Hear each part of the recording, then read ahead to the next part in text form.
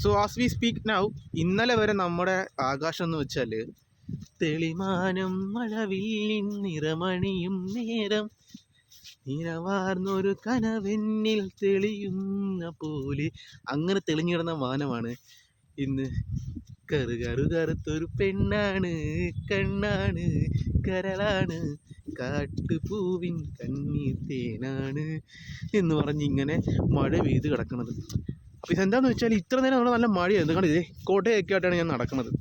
Work കഴിഞ്ഞ് വരെ സമയമാണ്. മഴ പെയ്താൽ എന്ത് ചെയ്യുന്നു ഓർത്ത് ഞാൻ നടക്കുമ്പോഴേക്കും അവിടെ വർക്ക് ചെയ്ത് ചേച്ചി കുട എടുത്ത് വന്നു. ശരി മോനെ നീ വീട്ടിൽ പോയിട്ടൊക്കെ വാ. പക്ഷേ അടുത്ത ട്വിസ്റ്റ് എന്ന് വെച്ചാൽ ദേ അടുത്ത മഴ വരുന്നുണ്ട്. അപ്പോൾ എന്ത് ചെയ്യാം, മഴയൊക്കെ അല്ലേ, ഒരു പച്ചപ്പിൻ്റെയും മരത്തിൻ്റെയൊക്കെ ഒരു വീഡിയോ എടുത്തേക്കാം, നമ്മൾ എന്നും ചെയ്യുന്ന പരിപാടി തന്നെയല്ലേ എന്നൊക്കെ ഒന്ന് ചിന്തിച്ചു. അങ്ങനെ ചിന്തിച്ച വഴി എടുക്കുന്നതാണ്. മുകളിലോട്ട് നോക്കിയാൽ കാർമേഘം അങ്ങ് ദൂരെ നിന്ന് വരുന്നുണ്ട്. അതുപോലെ തന്നെ മുകളിൽ കാറ്റുള്ളതുകൊണ്ടായിരിക്കും ഇത് ഈ കാർമേഘമെല്ലാം പറന്നത് തെക്കോട്ട് പോയിക്കൊണ്ടിരിക്കുകയാണ്. എന്താ ചെയ്യുക, ഇന്നലെ വരെ തെളിഞ്ഞു കിടന്ന് സൂര്യൻ നല്ല നട്ടുച്ചി മുകളിൽ വന്നിട്ട് എന്താ മോനെ വിയർക്കുന്നുണ്ടോ എന്ന് ചോദിച്ചുകൊണ്ടിരുന്ന സമയത്ത് മോനെ സൂര്യ നീ എവിടെയാന്ന് നമ്മൾ ചോദിച്ചുകൊണ്ടിരിക്കുകയാണ്. ഇന്നലെ ഒരു അവിടകളിൽ നമ്മൾ സൂര്യനെ കണ്ടുകൊണ്ടിരുന്നു. ഇപ്പം നമ്മുടെ അങ്ങ് അകലങ്ങളിലാണ് നമ്മുടെ സൂര്യൻ.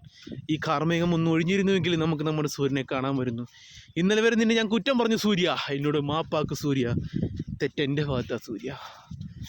ഇളങ്ങ മാരുതിന് എന്നെ ഇങ്ങനെ മന്ദമാരുമാരി ഇങ്ങനെ നൽകിക്കൊണ്ട് പോകുമ്പോഴും അങ്ങ് ദൂരെ കാർമേഘം വന്നെടുത്തുകൊണ്ടിരിക്കുകയാണ് സുഹൃത്തുക്കളെ.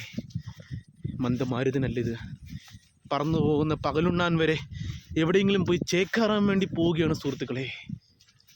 ആഹാ അന്തസ്. ഈ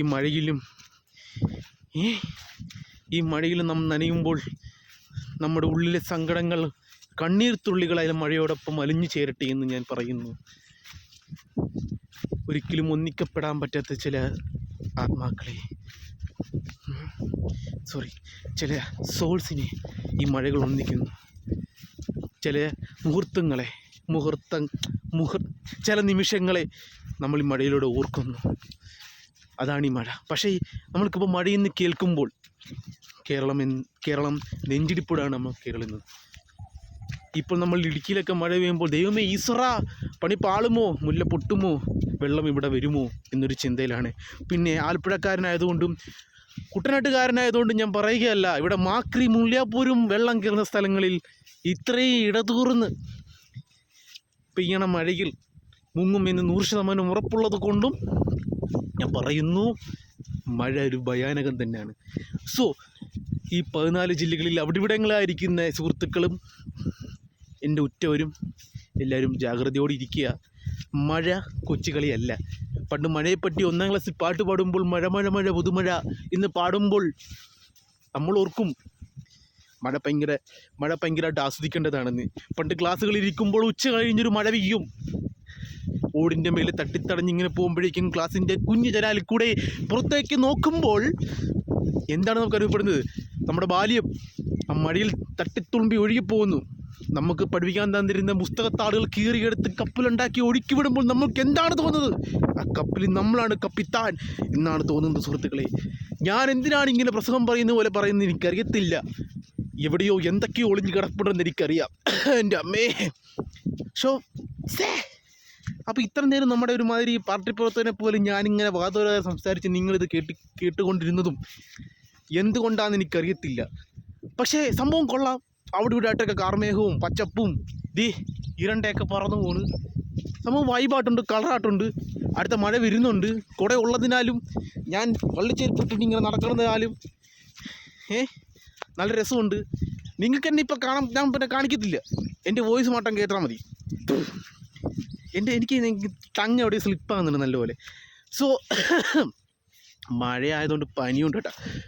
നമ്മളിവിടെ പറിച്ചെടുത്തത് കൊക്കുമുണ്ടി പറഞ്ഞു പോകുന്നുണ്ട്, കൊക്കുമുണ്ടേ. So the point is be careful what we have, what we wish.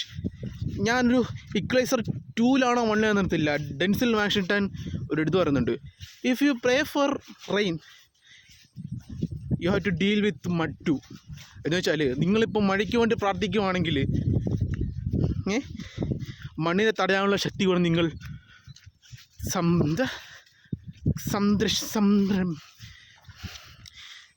എന്തുവാ, അയ്യോ വാക്കെന്തുവാ.